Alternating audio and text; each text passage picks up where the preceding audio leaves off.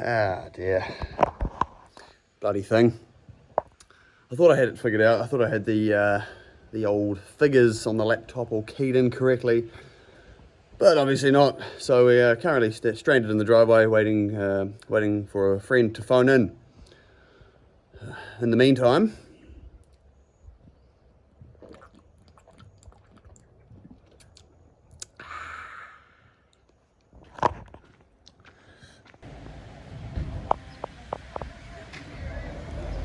holy shit. Right, we're en route. After all that mucking around, finally got the thing on the dyno, on the trailer last night. Just filling it up with gas, fluffing around all morning. Shit. No minute like the last minute.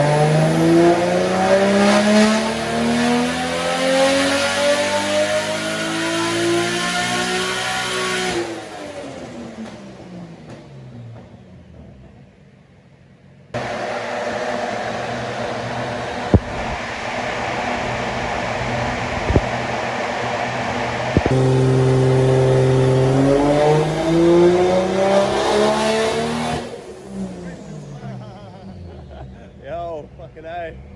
And I've turned that right up too, so. Oh, true.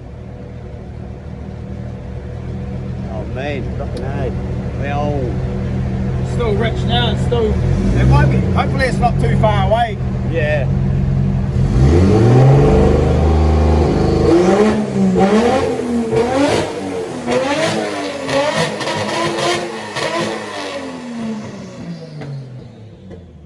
I think it might be.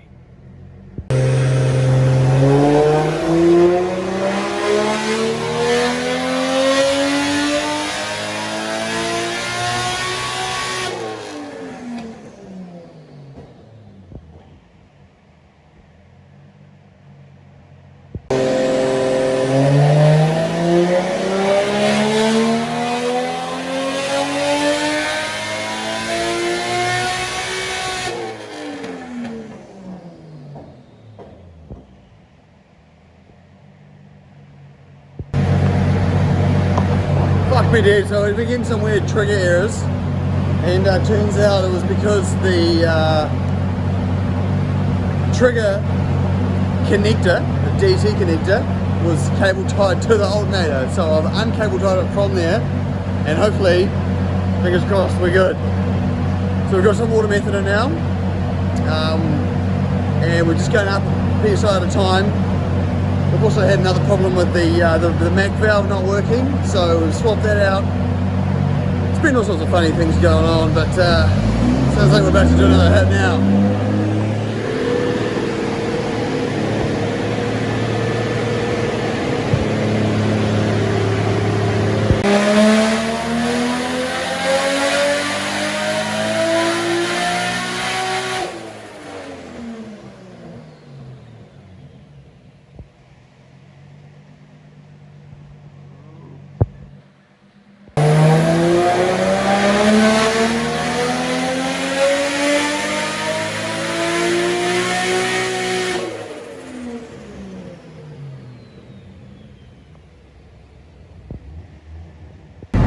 so much smoother.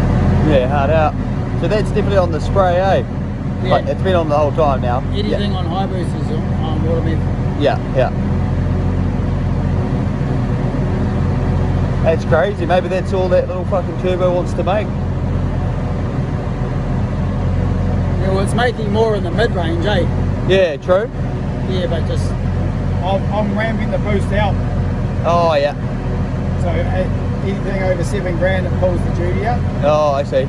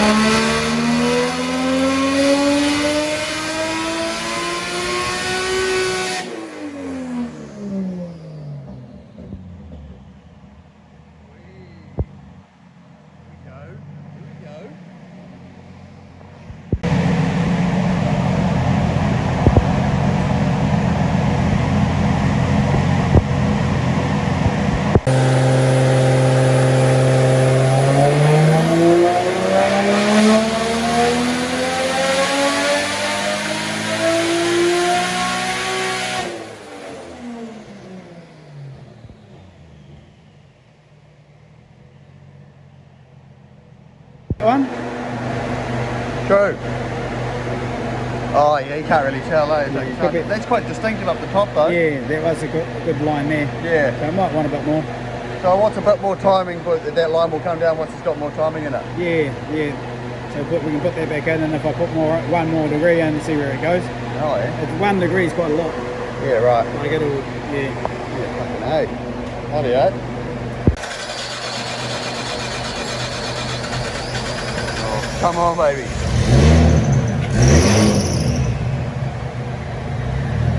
Oh.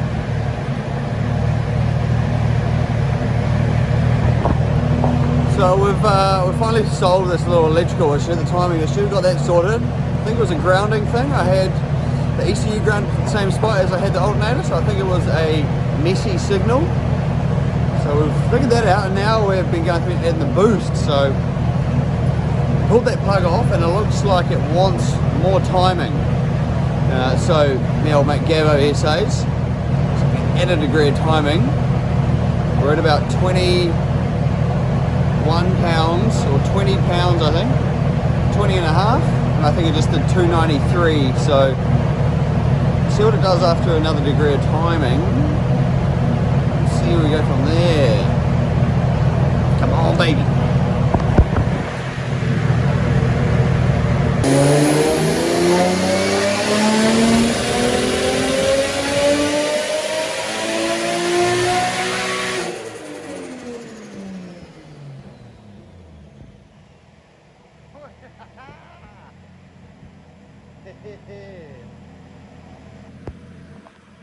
Fucking A. Yeah, boy. There we go, we did it.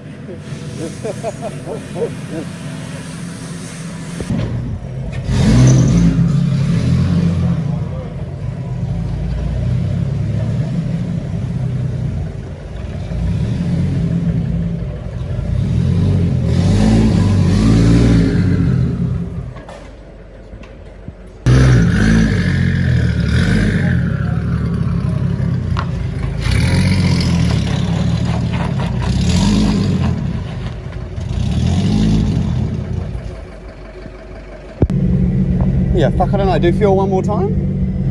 That's fuel.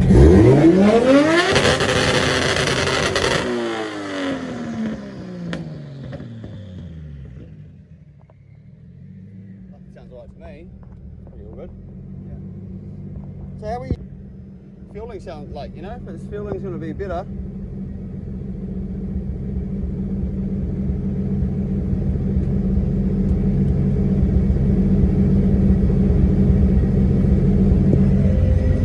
Fuck gasket. I definitely need to block that hole. That's why it's so fucking toasty in here. Yeah, I know. Holy wastegate right there.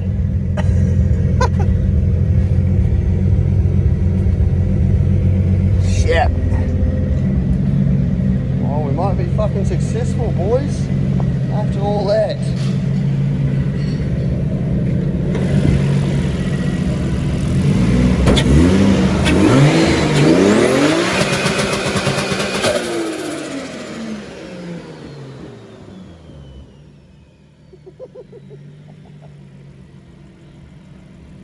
Fucking oath.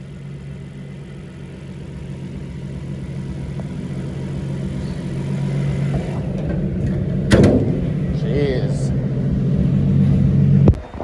Oh well, I guess it'd be rude not to do a skid. It's fucking raining, of course, but it might be dry. It'll be dry under the car. Might see what she can do.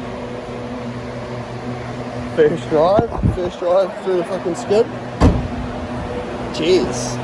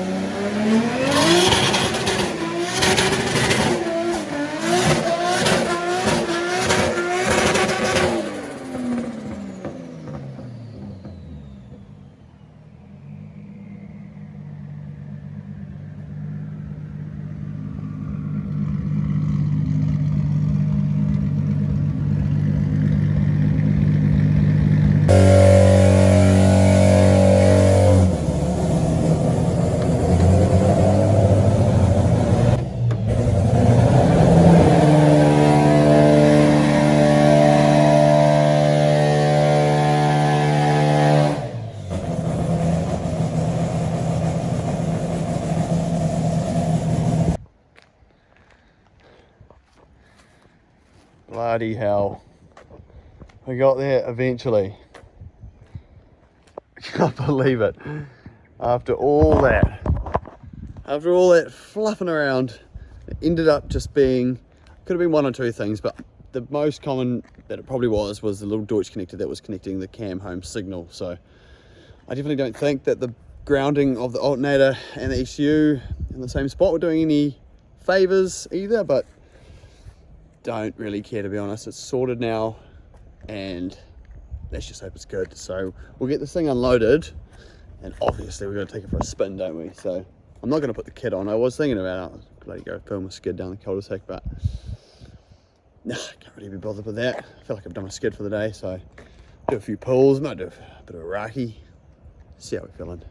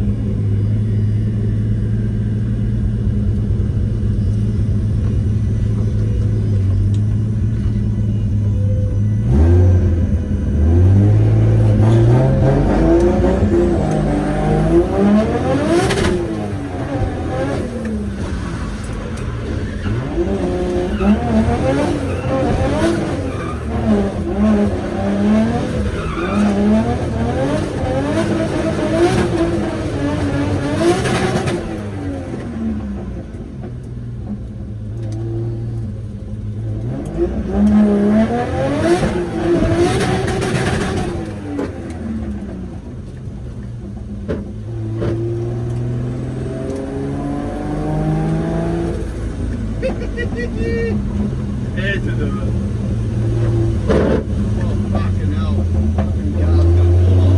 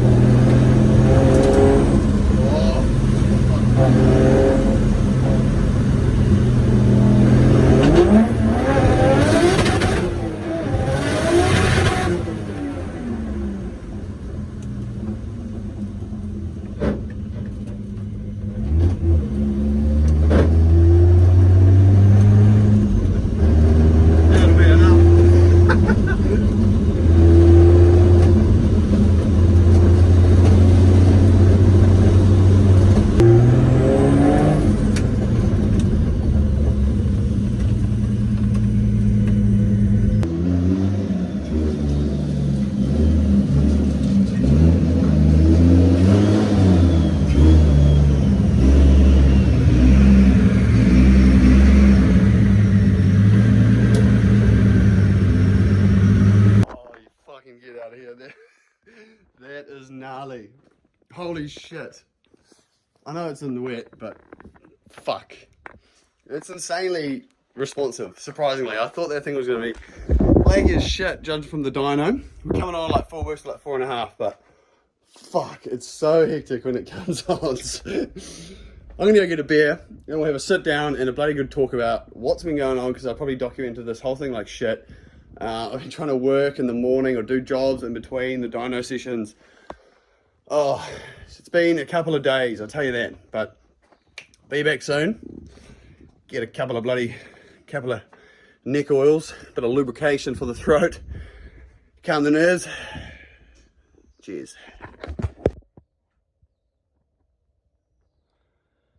Oh, shit.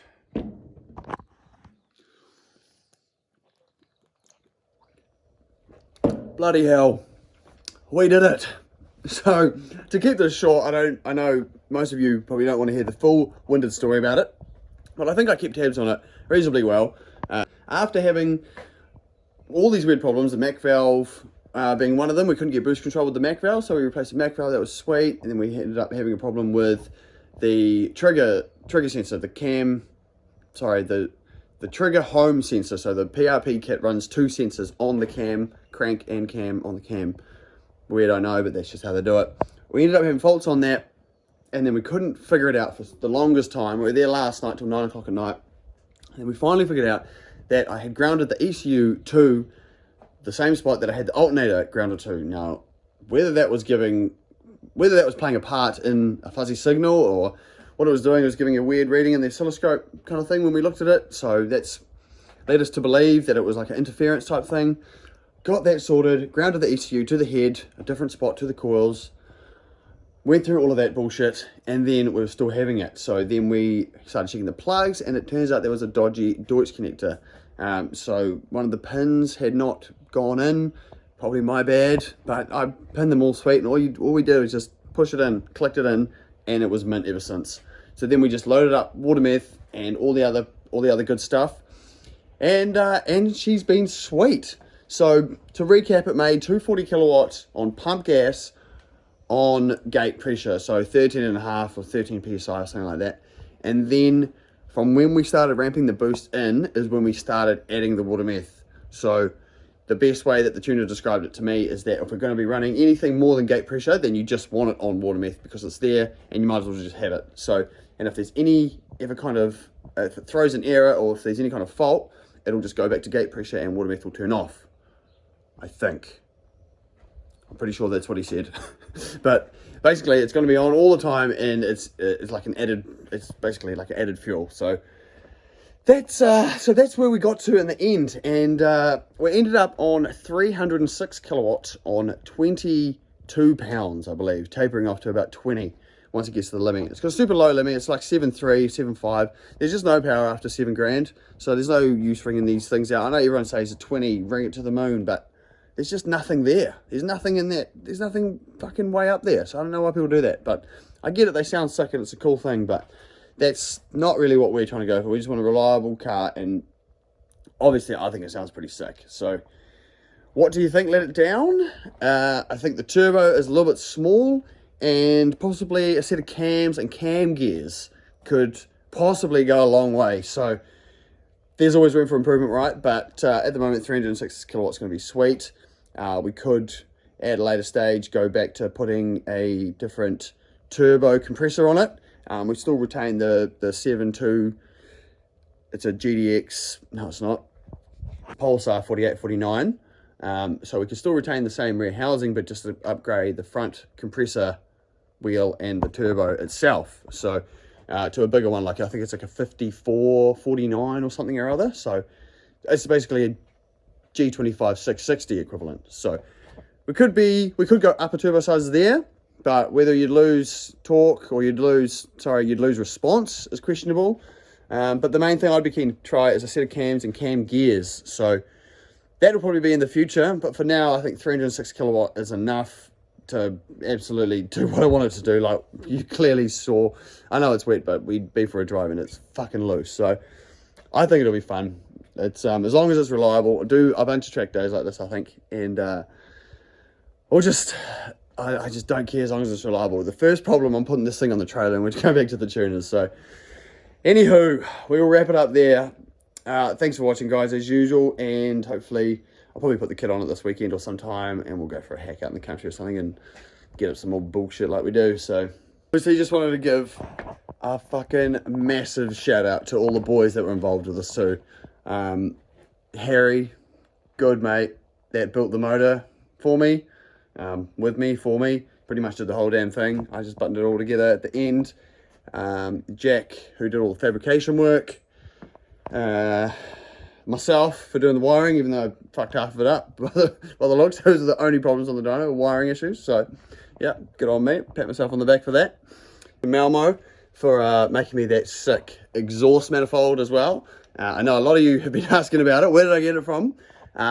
Custom 1 of 1, baby. So I would say hit him up for one, but don't, because he won't do it. So obviously Gav at HPR. If any of you guys are in the Waikato area or Hamilton, wherever in the country actually, if you want like the most thorough tuner, goes to all measures to make sure that your car is going to be sweet, or fuck, I can't even think of any other ways to describe him. He's just the absolute man. Like fucking, we were there till 9 o'clock last night, went away, came back, and right to the very last minute, like he just has the passion and he just wants to get it done just as bad as you do. So best fucking cunt ever to deal with the whole experience. So shout out to you, Gav. And anywho, that will do it for this one, guys. Sorry it's been a bit all over the shop, but that's what you get. So thanks for watching and we'll catch you next time. Peace.